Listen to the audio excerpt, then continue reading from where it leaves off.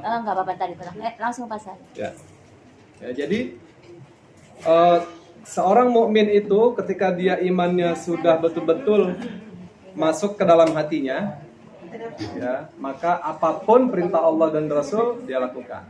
Nggak ada pikir-pikir lagi, nggak ada timbang-timbang lagi, tidak ada nanti begini nanti begitu, nggak ada itu. Ya. Meskipun mungkin gara-gara dia menjalankan perintah Allah lalu dibenci oleh tetangga, dibenci oleh suami, dibenci oleh saudara, dibenci oleh masyarakat sekeliling, nggak peduli. Ya. Kenapa? Karena Allah berada di atas segala-galanya.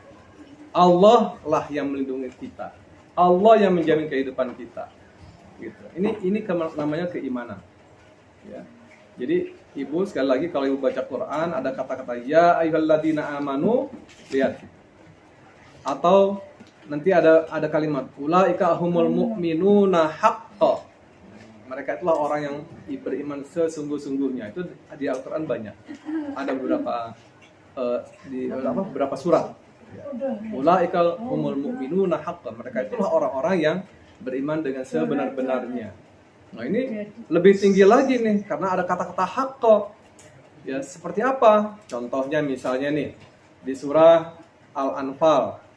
Ya, di surah Al-Anfal ayat-ayat awal itu ada 5 ciri. Nah, itu nanti panjang lagi bahasannya. Saya cuma ingin sebutkan begini saja. Yang pertama saja. Orang yang beriman itu adalah, ini beriman yang sungguh-sungguh ya, beriman yang sebenar-benarnya. Adalah mereka yang ketika disebut nama Allah bergetar hatinya. Bo? Ya. Pernah nggak ibu bergetar hatinya? Saat terdengar azan misalnya.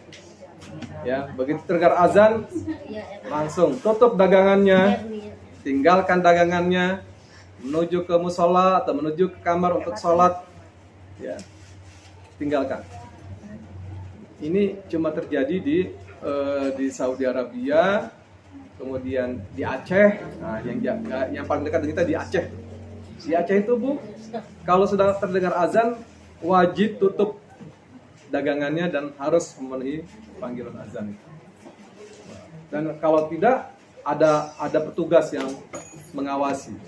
Jadi setiap waktu sholat itu Bu, petugas keliling langsung buat himbauan. Saudara-saudara yang sedang berada di sini, silakan menuju ke masjid. Waktu sholat sudah masuk. Itu kalau yang imannya nggak ada kan dia cuek aja dengar azan.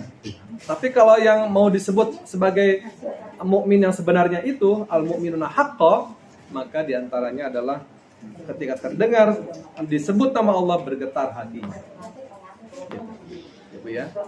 Nah, ini harus betul-betul kita pahami dan kemudian betul-betul kita laksanakan sekuat tenaga kita. Jangan nunggu tua. Yang muda nih. Kalau yang tua jangan tunggu mati. Ya Bu ya. Kita harus berusaha berlomba lah. Nah, dalam urusan akhirat Bu, di Al-Qur'an itu bahasanya bersegeralah kamu. Berlombalah melakukan kebaikan-kebaikan. Itu nanti ada ciri yang terakhir di surah Ali Imran ini.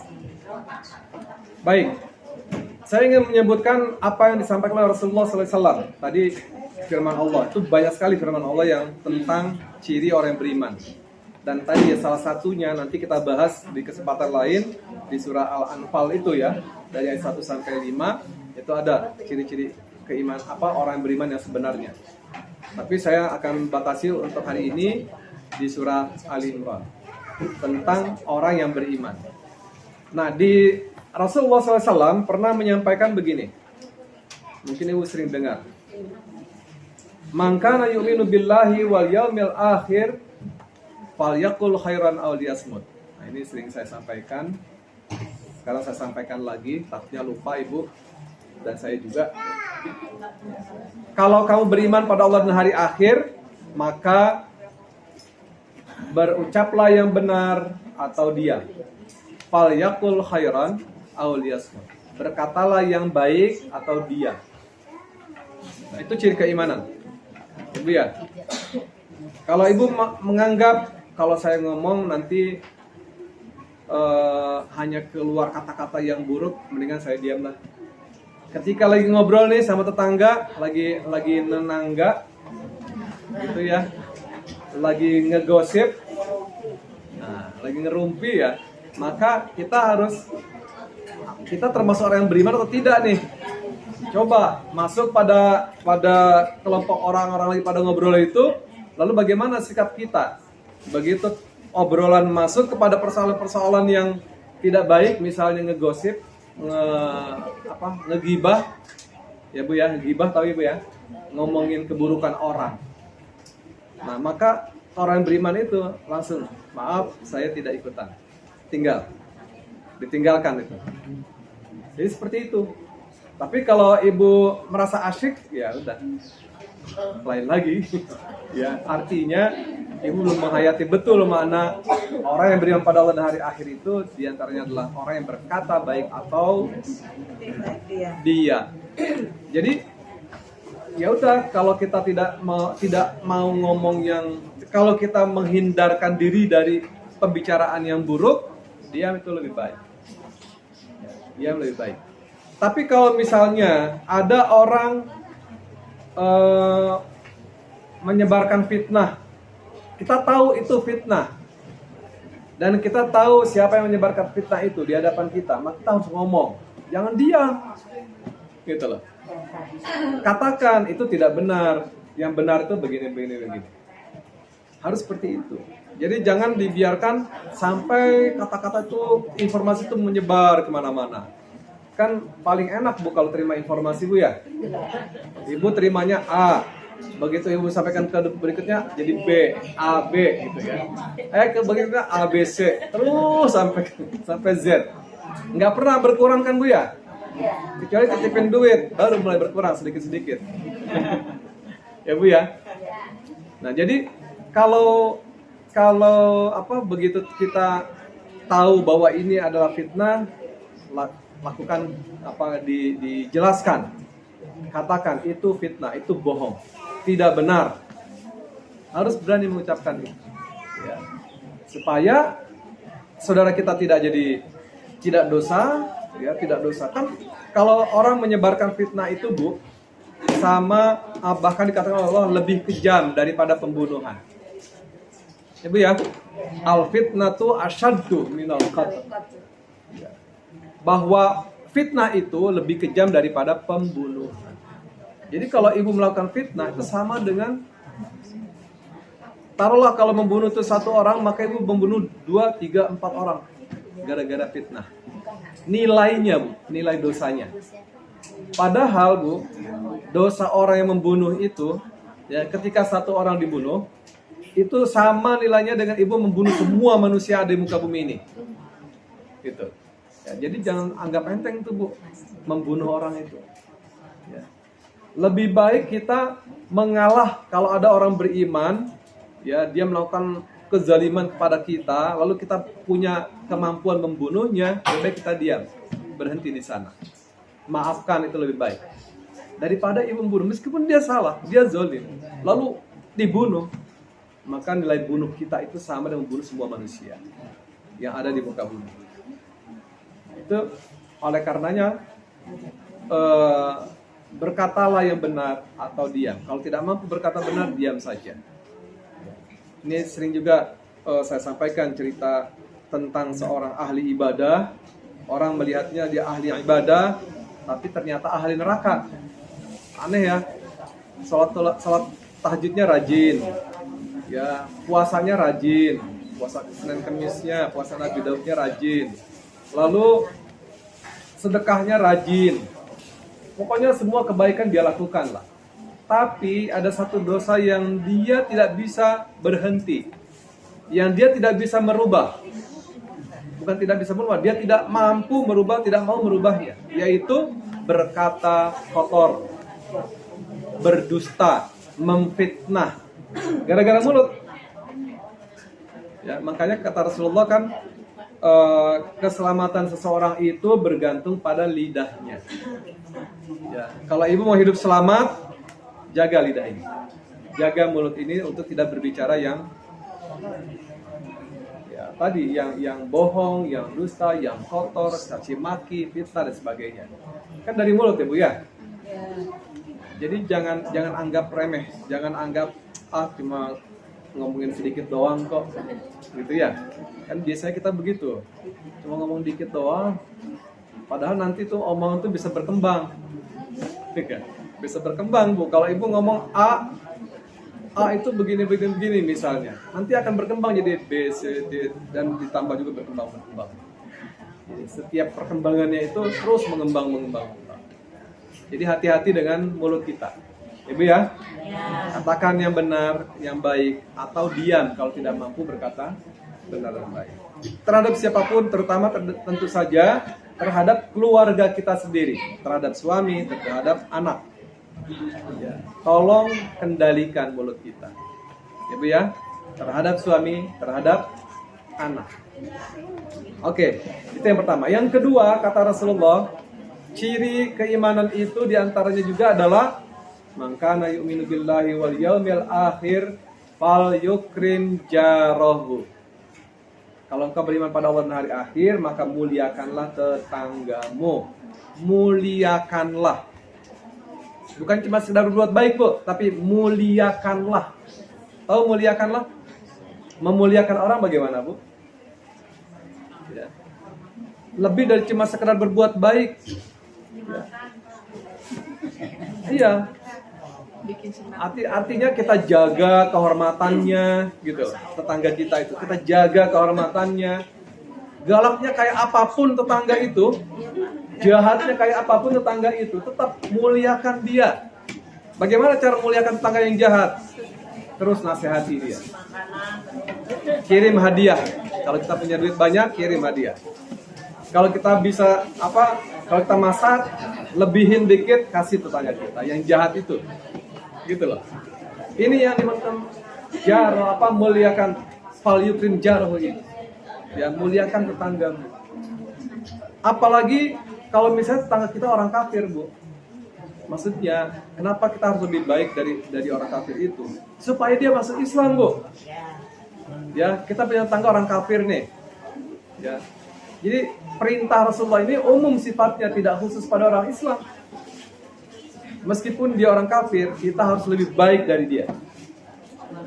Makanya dulu Rasulullah kan pernah punya tetangga, ya, setiap kali Rasulullah keluar dari rumah, itu pasti orang tetangga dilemparin kotoran, dilemparin air siram gitu. Saking bencinya nih tetangga kepada Rasulullah. Tapi begitu tetangganya sakit, Rasulullah heran, kok nggak ada yang nimpukin saya? Tanya sama tetangga sebelahnya, ini kok nggak ada lagi yang nimpukin saya, kenapa ya? Kata tetangganya tuh, dia lagi sakit Rasulullah. Oh begitu, buru-buru Rasulullah mengambil makanan, ditengok, masuk ke rumah itu diantar makanan, kemudian didoakan, semoga Allah menyembuhkanmu. Jadi nggak usah. Jadi mendoakan orang kafir itu boleh, mendoakan keselamatannya, mendoakan kebaikan gitu ya. Yang tidak boleh didoakan itu adalah kalau dia mati lalu kita mintakan ampun, itu tidak boleh. Ya Bu ya. Kalau orang kafir kita tidak boleh minta, ya Allah ampunilah dia. Nggak boleh. Ya, seperti halnya Ibrahim alaihissalam juga tidak boleh mendoakan bapaknya yang kafir. Gitu ya. Nah, ini batasannya. Jadi tetangga kita itu meskipun apalagi kalau tetangga kita baik, maka kita harus lebih baik lagi daripada dia. Makanya dalam Islam itu berlomba-lombalah dalam kebaikan. Jangan sampai keduluan orang lain. Gitu. Ya, kita ini harus jadi pelopor kebaikan di mana saja berada. Terutama di lingkungan kita sendiri. Anak-anak kita pun harus didorong cepat melakukan kebaikan. Makanya Ibu, kalau misalnya nih, Ibu anak kita mau sekolah ya, kalau biasa dia bawa makanan, dilebihin dikit, kasih tahu ini buat temanmu ya. Gitu. Biasakan dia untuk segera atau menjadi pelopor kebaikan bagi lingkungannya. Insya Allah Ibu, kalau Ibu kita ini terbiasa dengan bersegera melakukan kebaikan, ya, menjadi pelopor kebaikan, maka kita akan dicintai oleh semua orang, akan dihormati oleh semua orang. Tapi ada tuh tetangga terus-terusan yang berbuat, biarin aja, gitu ya, biarin aja. Kalau dia nggak paham-paham dengan apa yang kita contohkan, ya mungkin sudah ditutup hatinya oleh Allah. Kita doakan aja terus, ya Allah bukakan dong pintu hati tetangga saya itu supaya dia baik. Ya. Kemarin itu saya menerima pengaduan, ada bertanya pada saya, Ustaz, bagaimana ya tetangga saya itu setiap hari maki-maki saya, kadang-kadang lemparin air got ke depan rumah saya, atau nyapu sampahnya dioper ke tetangga sebelah. Itu gimana? Padahal saya nggak ngapa-ngapain, gitu. Saya dagang, saya jualan, dia juga jualan, tapi dagangan juga lain. Kalau dia misalnya iri sama saya karena mungkin banyak orang beli kepada saya, kan dagangannya lain, beda. Kenapa dia harus iri? Gitu ya. Dagangannya sama gimana? Ya tetap kita harus memuliakannya. Ya, artinya kalau dia selalu berbuat itu, maafkan saja. Ya, maafkan. Memang ini sangat berat sekali, sangat berat. Saya tahu itu, sangat berat. Tidak mudah untuk kita mengamalkannya. Tetapi mintalah tolong sama Allah agar kita mudah mengamalkan itu. Karena nggak ada ruginya kok. Ada ruginya nggak, Bu? Kita nganterin makanan buat tetangga kita yang jahat, yang galak itu. Ada ruginya nggak? Nggak rugi. Kalau dia masih balasnya, makan apa dia buang, blok di depan kita. Biarin. Nah, bisa nggak kita di situ juga ujian kesabaran buat kita sendiri, ya, ujian mental kita, bagaimana menghadapi orang-orang yang seperti itu di mana saja, Bu, pasti akan ketemu kok, Bu, ya, meskipun di lingkungan masjid misalnya, di lingkungan pesantren misalnya, tetap aja ada orang yang seperti itu. Kita cuma diperintah oleh Allah, oleh Rasulullah untuk memuliakan tetangga. Memuliakan, Bu, ya. Bukan cuma sekedar berbuat baik, tapi memuliakannya. Yang ketiga,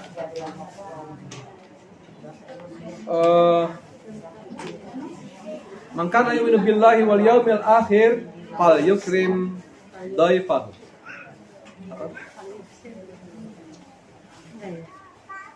Ya, itu dulu. Falyukrim dhaifahu. Hormati atau muliakan tamumu. Tamu. Ya, tamu itu wajib kita hormati, kita muliakan. Baik itu, kalau tetangga sering namu bagaimana?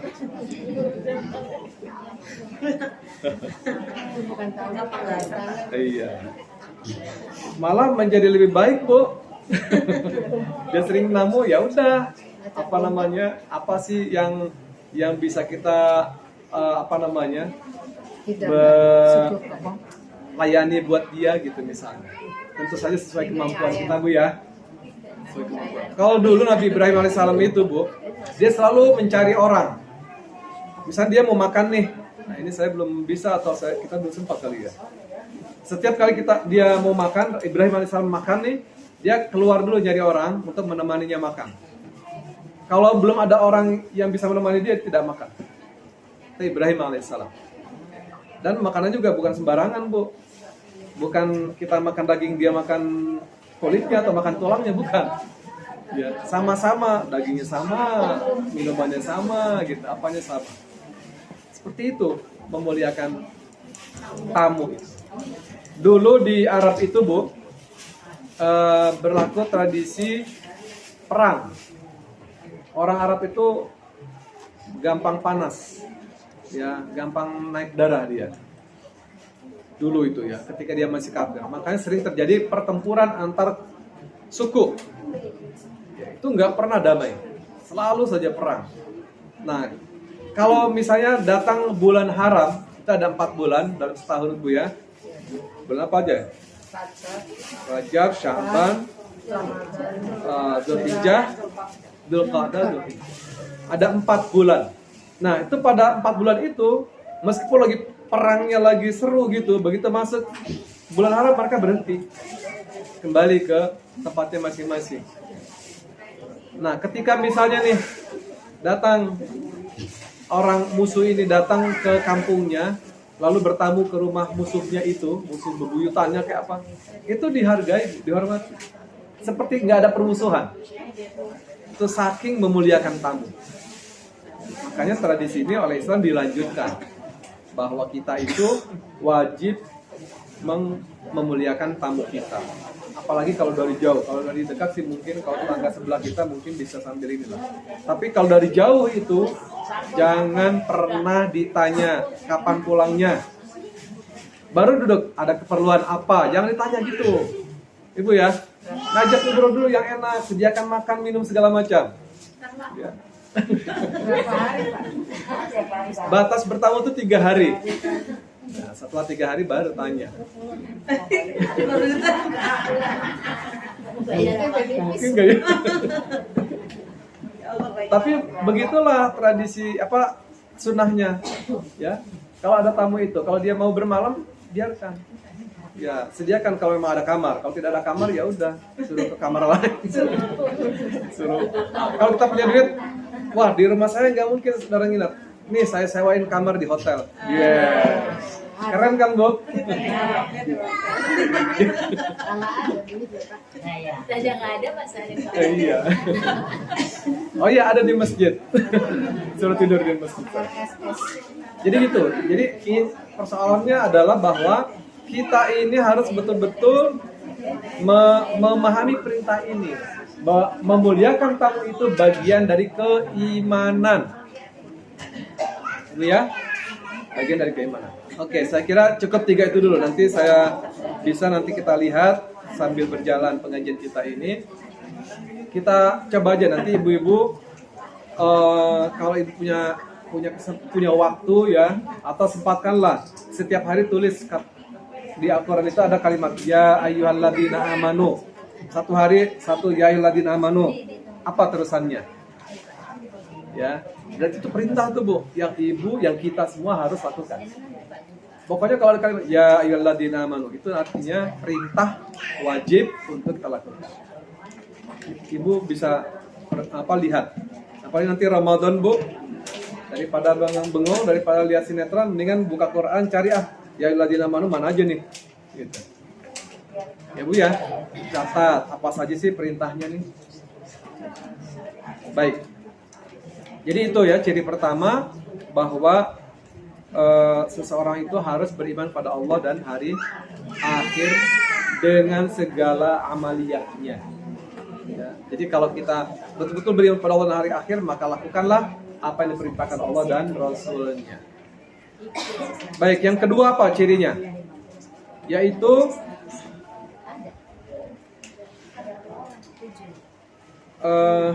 yang kedua apa Bu? Lihat. Ya'muruna bil ma'ruf wa yanhauna 'anil munkar. Ya. Memerintahkan yang ma'ruf, mencegah yang munkar. Apa maksudnya memerintahkan yang ma'ruf? Kita nih harus juga mengajak orang berbuat baik, bukan cuma kita sendiri. Ya. Ajaklah juga orang berbuat baik. Makanya Ibu kalau udah ngaji di sini dan tahu apa itu kebaikan, apa itu yang ma'ruf. Ma'ruf itu kan semua ajaran Islam itu ma'ruf namanya. Ma'ruf itu sudah dikenal, ya, sudah diketahui.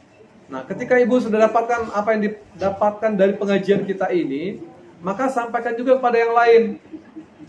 Gitu Bu ya, jangan disimpan sendirian aja. Ibu kalau ke surga sendiri juga bengong-bengong aja kan nggak enak. Ajak juga yang lain supaya bisa bercanda bareng segala macam di surga. Ya. Kenalkan, ini loh Islam, ini Islam, ini Islam. Bukan cuma kata-kata, tapi juga perilaku kita, perbuatan kita. Ya, perbuatan kita itu kita tunjukkan bahwa inilah ciri Islam ini. Ciri amal soleh itu seperti ini. Gitu. Jadi selalu menjadi uswatun hasanah. Seperti nama masjid kita. Ibu ya. Jadi sebenarnya Ibu cukup berat Bu ngaji di sini. Ibu ya. Karena apa? Karena masjidnya namanya Uswatun Hasanah. Artinya contoh teladan. Bisa jadi teladan buat orang lain. Ibu ya. Jadi teladanlah buat orang lain. Biarlah orang benci kita kayak apa, ngeladang kita seperti apa. Nah. Ya. Ya, nggak usah dipedulikan. Yang penting terus kita berbuat baik. contohkan kebaikan-kebaikan kepadanya. Kalau dia nggak ngerti dengan kata-kata, dengan perbuatan kita. Ya, kita contohkan, ini loh perbuatan baik inilah yang sering diajarkan oleh Rasulullah, yang sudah saya tahu. Ya, kalau ibu baru tahu Bismillahirrahmanirrahim, baru tahu itu misalnya, maka ibu wajib sampaikan kepada, pertama-tama yang disampaikan itu adalah keluarga. Sampaikan kepada keluarga terlebih dahulu, pada suami. Karena orang paling dekat dengan kita suami, Bu ya. Sampaikan kepada suami kita. Mas, tadi saya sudah diajari ini loh, Mas. Nah, yuk kita amalkan yuk. Waduh. Bisa nggak, Bu? Ya. Tetap lakukan itu supaya apa? Supaya nanti ketika Allah tanya nanti nih di yaumil akhir, ibu sudah bisa jawab, saya sudah ngajak ya Allah, tapi dia nolak. Misalnya. Pasalnya nggak ada yang nolak. Iya, misalnya. Iya. Atau saya sudah ngajak tapi nggak ngerti-ngerti. Jadi ada jawaban kepada Allah kita nanti ketika Allah tanya, kenapa kamu biarkan suamimu begitu? Kenapa kamu biarkan anakmu begitu? Kenapa kamu biarkan tetanggamu begitu? Jadi berdakwah itu, Bu, memperkenalkan amar ma'ruf itu dimulai dari yang paling dekat dengan kita. Pertama diri kita sendiri. Diri kita, ya. Tunjukkan bahwa kita lebih baik dari orang yang belum mengaji, gitu. Ya, jangan sama aja. Kalau sama aja, ngapain selama ini gitu ngajinya, ngerti apa enggak? Kalau enggak ngerti tanya, gitu loh, Bu, ya. Makanya saya paling sering mengajak ibu bertanya. Jangan pernah malu-malu bertanya. Ya. Toh enggak bayar kan nanyanya. Ya, enggak juga dibebankan apapun. Nanya saja. Kalau masih belum jelas, terus saja tanya. Ya. Mudah-mudahan saya bersabar menjawabnya. Ya begitu. Jadi tetap pertama tentu perbaikan diri kita supaya kita ini begitu ngomong dia tahu buktinya. Oh iyalah dia ngomong gitu, dia sudah contohkan perbuatan baik yang dia pahami itu. Jangan sampai kita ngomong sampaikan kebaikan pada orang lain tapi kita sendiri tidak mengamalkan itu. Nah, itu murka Allah lebih besar, Bu. Ya. Kabura maqtan indallahi an taqulu ma la taf'alu. Sungguh besar kemurkaan Allah pada orang yang berkata tapi tidak melakukannya. Memerintahkan orang tapi dia sendiri tidak melakukan perintah itu. Kalau di ayat lain itu ada atamuruna nasa bil birri wa tansawna anfusakum wa antum tatlul kitab. Ya. Apakah engkau memerintahkan kebaikan pada orang lain sementara kamu sendiri tidak melakukan kebaikan itu? Wah, itu pertanyaan Allah itu di surah Al-Baqarah. Kenapa gitu? Iya. Kenapa tidak lakukan kebaikan itu? Padahal kamu sudah perintahkan juga orang lain untuk melakukannya. Itu artinya apa? Mulai dari diri kita sendiri. Ya, Bu ya? Mulai dari diri kita sendiri. Jadi itulah makanya ketika wah saya baru paham tentang bismillah. Udah sampaikan aja bismillah. Nah, baca bismillah ya kalau makan. Artinya dengan nama Allah yang Maha Pengasih Penyayang. Suami kita begitu lagi makan, tahan dulu, baca bismillah. Gitu. Ya, itu namanya amar ma'ruf. Dan Rasulullah itu, Bu, ketika dia berbuat baik untuk dirinya, nggak ada masalah sama orang lain. Orang lain malah menyanjungnya. Ibu nih ngaji, paham, lalu berbuat baik, tapi untuk diri sendiri, pasti orang suka. Ibu ya, pasti orang suka. Karena yang kita lakukan kebaikan-kebaikan. Nah, begitu kita mengajak orang lain, nah baru timbul persoalan. Persoalannya apa? Ada orang tidak suka diajak berbuat baik. Ibu ya? Ya anggap kepo nih. Mau tahu urusan orang, gitu ya. Paling kita ngajak berbuat baik. Begitu juga Rasulullah. Ya dulu Rasulullah itu ketika dia nggak ngajak-ngajak siapa, cuma dirinya sendiri yang perbaiki, maka dia diberi gelar oleh masyarakatnya itu Al-Amin. Ya, Al-Amin. Orang yang sangat dipercaya. Begitu ada perintah Allah, ya ayyuhal muddatsir qum fa'andzir. Hai orang berselimut, bangun, dan ingatkan orang-orang. Itu perintah tuh. Ya, begitu dia ada perintah itu, maka Rasulullah kemudian mengajak istrinya yang pertama. Ya, diajak istrinya menerima, lalu diajak keluarga terdekatnya, ya misalnya ponakannya Ali bin Abi Thalib diajak, lalu teman dekatnya Abu Bakar As-Siddiq diajak dan mereka menerima. Lalu para pembantunya ya diajak masuk Islam dan mereka menerima. Begitu keluar dari lingkungan rumahnya, beliau kemudian mengundang orang masyarakat di sekitar Mekah itu untuk datang ke rumahnya mau ngasih makan. Yuk kita makan-makan yuk di rumah. Diundanglah mereka. Wah, semua datang. Siapa yang waktu itu kan Rasulullah orang yang sangat dipercaya dan dihormati. Jadi ketika Rasulullah mengundang, semua orang datang. Nggak ada tuh yang nggak datang. Semua datang. Sampai tokoh-tokoh masyarakatnya pun datang. Nah, begitu udah duduk, makan-makan mereka, dikasih makan. Ya, kan Rasulullah kaya waktu itu ya. Istrinya sebagai pengusaha. Setelah makan-makan selesai, maka Rasulullah berdiri. Katakan, wahai saudara-saudara, saudara-saudara masih percaya saya? Percaya, kamu tidak pernah berdusta. Kalau saya katakan, nih di balik bukit ini ada musuh yang akan menyerang, apa yang akan kalian lakukan? Kan bersiap-siap bertempur. Gitu. Saya percaya kamu tidak pernah berdusta. Sorry. Kamu percaya nggak kalau saya bilang? Terus dicontohkan sampai kemudian pada satu kata. Kamu percaya nggak bahwa nanti setelah hidup ini, setelah kematian ini akan ada kehidupan? Dan kalian akan langsung Abu Jahal berdiri, Abu Lahab berdiri. Celaka kamu Muhammad. Gitu. Ini Abu Lahab ini pamannya ya. Celaka kamu Muhammad. Untuk inikah kamu mengundang saya? Langsung dia tinggalkan. Semua bubar. Gara-gara ini kan tokoh masyarakat ini di Abu Lahab ini. Di kalangan keluarga Rasulullah ini, dia paman. Begitu Abu Lahab keluar, semua bubar. Itu pukulan pertama buat Rasulullah. Jadi ketika kebaikan disampaikan, nggak semua orang mau menerima, Bu. Ibu ya? Ya. Kalau kita yang berbuat baik, orang nggak bakal pusing lah. Malah, wah hebat kamu hebat. Tapi begitu, yuk kita ngaji yuk. Nah, bagaimana reaksinya? Ibu pernah ngajak orang ngaji nggak, Bu?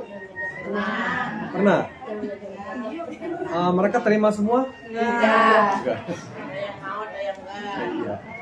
Itulah kalau kita mengajak kebaikan, tidak semua orang suka. Padahal baik loh, bukan ngapa-ngapain. Ya, bukan suruh ngapa-ngapain, berbuat baik. Ternyata tidak mudah orang menerimanya. Itulah tantangannya. Makanya ada perintah amar ma'ruf ini supaya Islam ini berkembang. Bisa dibayangkan kalau Rasulullah waktu itu tidak terima perintah menyebarkan Islam. Islam cuma sampai di sana, di Mekah doang. Di Mekah dan Madinah. Nggak bakal keluar dari sana kalau tidak ada perintah menyebarkan Islam itu. Tapi karena ada perintah ini, maka kemudian menyebarlah Islam ke seluruh dunia. Makanya Ibu, kalau kita sudah paham apa yang kita selama ini kaji di masjid ini, ajak yang lain untuk juga paham. Nggak mesti suruh datang kemari deh. Kalau Ibu masih bisa ngomong, pahamkan kepada tetangga Ibu, para saudara Ibu. Nih, ajaran Islam itu ini loh. Kamu kan di Uswatun Hasanah ya? Enggak, saya nggak mau ke sono. Biarin aja. Ya, nggak usah ngajak-ngajak ke Uswatun Hasanah lah. Ngomongnya, yuk kita berbuat baik aja. Yuk, ini Islam nih. Ini begini, ini begitu. Yuk sholat yuk. Mau sholat apa? At-Taubah aja. Ya udah ke At-Taubah sana. Oh di Al-Qisas, ya udah Al-Qisas aja. Jadi enggak. Kita ini harus fleksibel aja. Harus apa namanya? Ya bagaimana enaknya. Inilah objek dakwah kita. Saudara kita ini maunya bagaimana? Selama itu kebaikan, ikuti. Ini dalam rangka supaya dia mau mendengarkan kita. Gitu. Atau kalau perlu tadi kayak Rasulullah mengundang makan. Ya. Udah makan, terus udah kalau ibu nggak bisa ngomong sebarin aja apa namanya Betul? Kalau ada tulisan apa gitu ibu buat nih bagi-bagi gitu ya. Wah, bacaan peringatan-peringatan gitu ya. Atau melalui WA gitu sebarkan.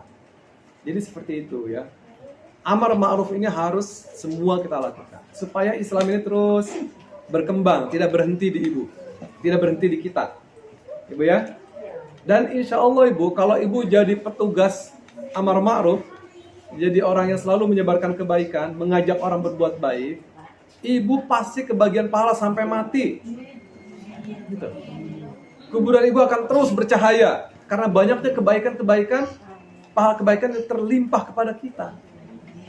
Gitu. Ya, jadi itu enaknya jadi guru itu sebenarnya gitu. Ya. Asal dia ikhlas, ridho, ya, kemudian dia betul-betul menyampaikannya dengan sungguh-sungguh, insya Allah. Meskipun cuma satu orang misalnya yang kita dapatkan seperti dulu Nabi Nuh, kayak apa itu dakwanya? Umurnya 950 tahun.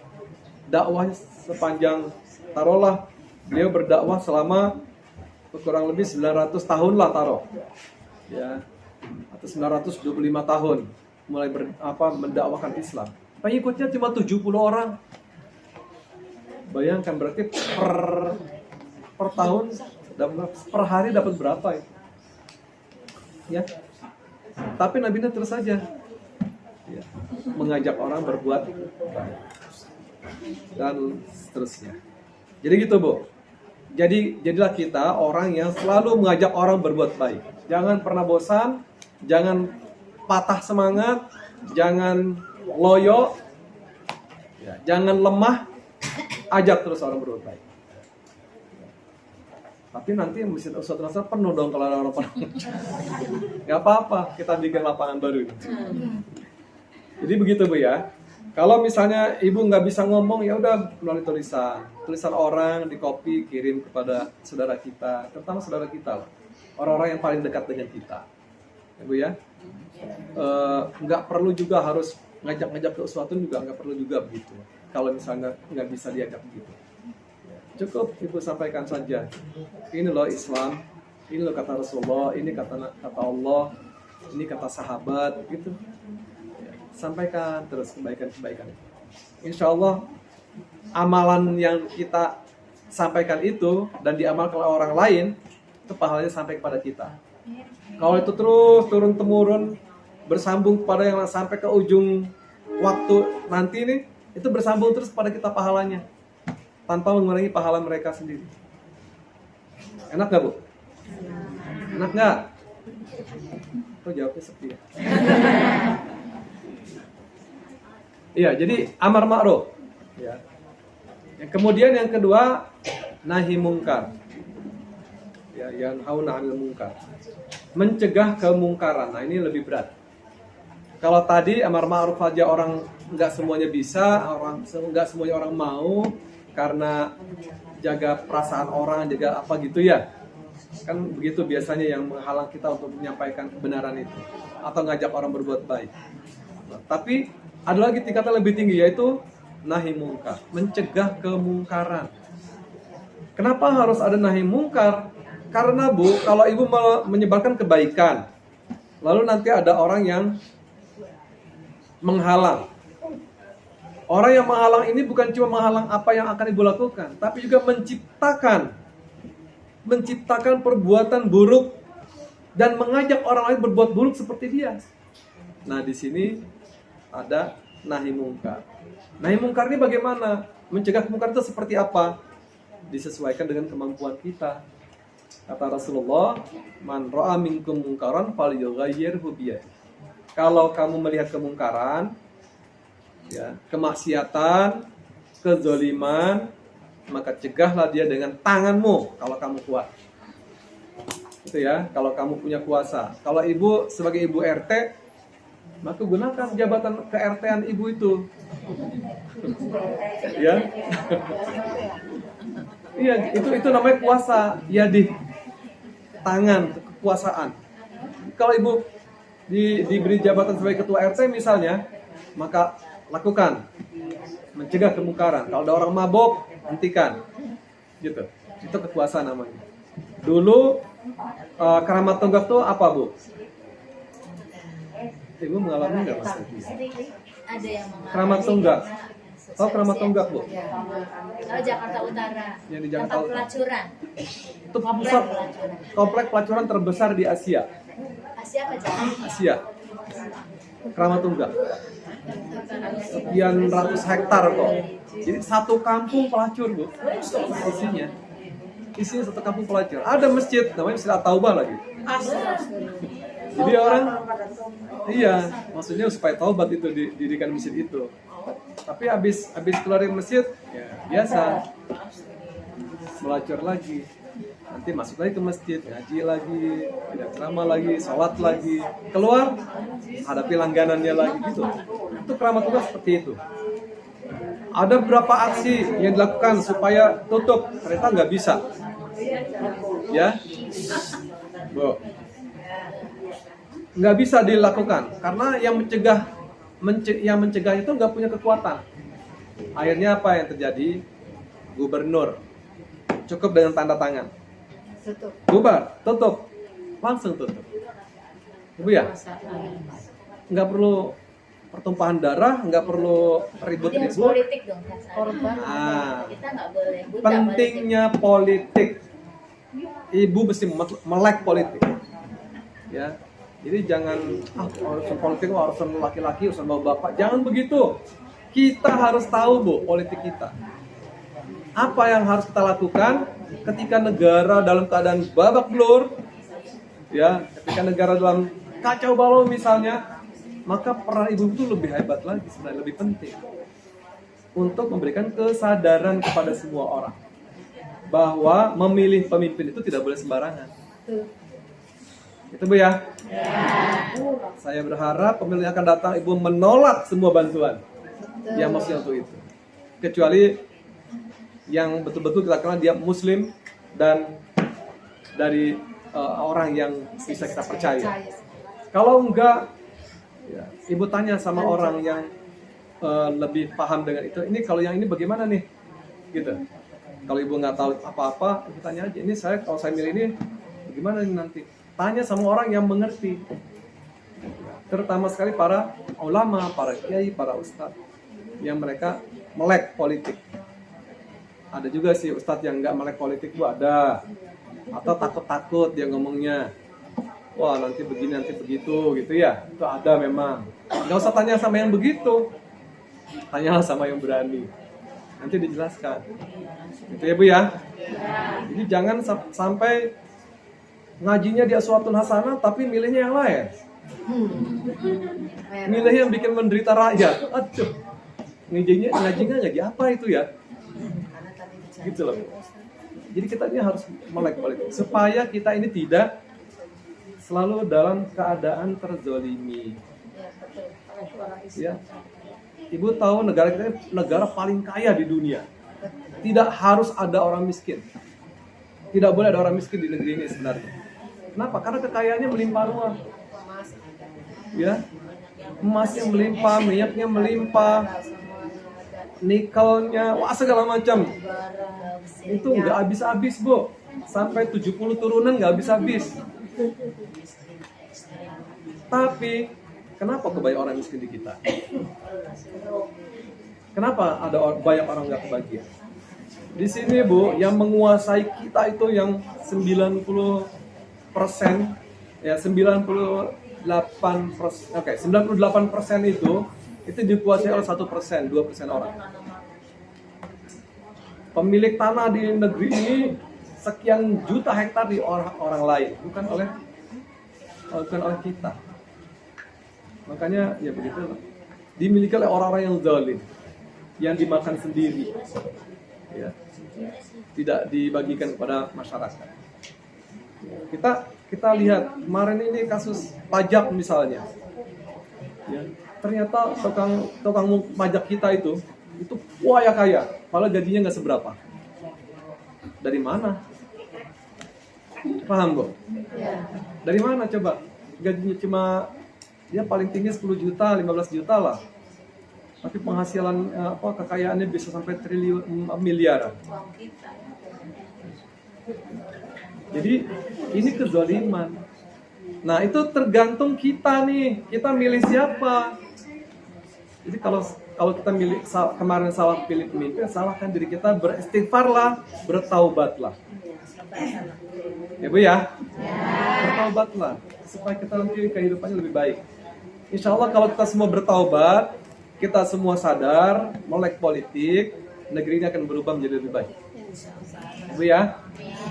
Oke. Jadi itu, amar ma'ruf nahi munkar itu harus kita lakukan sebagai ciri kesalehan.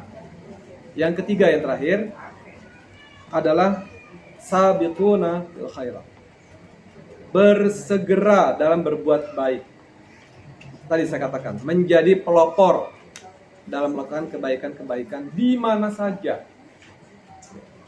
Terutama sekali yang urusan akhirat. Kalau urusan akhirat itu kata Allah, bersegeralah, buru-buru, cepat-cepat. Gitu. Jangan berlambat-lambat. Ada berita misalnya, ini ada sekolahan yang mesti dibangun, buru-buru. Ini ada musibah di Tanjung Priok, ayo bantu buru-buru gitu. Harus seperti itu. Ya, ada gempa bumi di Cianjur, perlu bantuan, buru-buru. Kita, gitu. Jadi selalu kita yang menjadi pelopor. Sabiquna bil khairat. Itu ciri ketiga. Nah, ciri ketiga ini hanya akan muncul kalau pertama dan keduanya berjalan dengan baik. Ya, kalau yang pertama tadi apa Bu? Ciri yang pertama? Iman pada Allah dan hari akhir. Yang kedua? Amar ma'ruf nahi. Kalau dua ini berjalan, maka yang ketiganya insya Allah akan otomatis ada. Selalu menjadi orang pertama dalam melakukan kebaikan, bukan orang yang belakangan. Selalu jadi orang pertama. Ya, kalau orang Islam semuanya menjadi pelopor kebaikan, Bu, luar biasa. Bisa terwujud lagi tuh keindahan Islam pada zaman Rasulullah. Ya, kebanyakan Rasulullah itu Bu, sahabat, kalau sudah di hadapannya ada sesuatu yang harus dia lakukan, buru-buru dia berlomba. Dulu ketika Rasulullah menghimbau para sahabat, penduduk Madinah, ayo kumpulkan harta benda kalian, kita akan berperang melawan tentara Romawi, perang besar. Wah, buru-buru orang berdatangan ke masjid membawa barang-barang untuk disumbangkan buat perang. Kemudian Abu Bakar datang, dia serahkan seluruh hartanya, berat gitu. Sampai ditanya, ini banyak amat ya, wahai Abu Bakar, apa semuanya kau serahkan? Iya. Lalu apa yang kau sisakan di rumah? Allah dan Rasulnya kau sisakan. Artinya dia serahkan semuanya. Lalu Umar lihat, waduh, dia banyak, saya nggak mau kalah nih. Dia pulang ke rumahnya, dia bawa harta bendanya. Nih, ini kata ternyata begitu dihitung harta bendanya belum sebanyak Abu Bakar gitu. Wah, Umar merasa wah kalah saya. Jadi seperti itu Bu perlombaannya itu. Utsman bin Affan ketika masyarakat Madinah sedang paceklik ya, mengalami kekeringan yang luar biasa. Maka Utsman bin Affan pulang dari bisnisnya, dari luar negeri pulang bisnis, itu langsung keuntungannya diserahkan ke penduduk Mekah, penduduk Madinah semuanya. Tidak ada yang dia bawa pulang. Ya, tidak ada yang dia bawa pulang. Terus dia melakukan kebaikan-kebaikan. Dia beli sumur, yang sumurnya sampai hari ini ada itu. Dan digunakan oleh semua orang. Ya, pahalanya buat Utsman itu Masya Allah.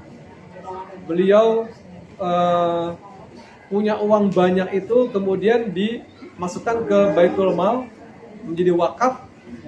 Sampai hari ini masih digunakan wakafnya. Orang kita pun ada Bu, orang Aceh. Ya, orang Aceh itu dia bikin hotel di sana untuk warga Indonesia yang mau bermalam di sana saat haji dan umroh. Itu nggak tertampung semuanya, tapi dia sudah sediakan itu. Jadi Masya Allah, ya, selalu saja menjadi pelopor di mana saja. Dia nggak berpikir nanti gue bagaimana, nanti atau gimana ya. Pokoknya begitu ada peluang, wah ya perbuatan ada kebaikan yang harus kita lakukan. untuk kebaikan bersama, ya udah jadilah pelopor. Kemudian ajaklah yang lain. Jadi harus seperti itu Bu ya. Semangat melakukan kebaikan dan mengajak orang lain berbuat baik itu adalah ciri uswatun hasanah. Ya Bu ya. Oke, saya kira cukup sampai di sini. Mungkin ada yang mau ditanya.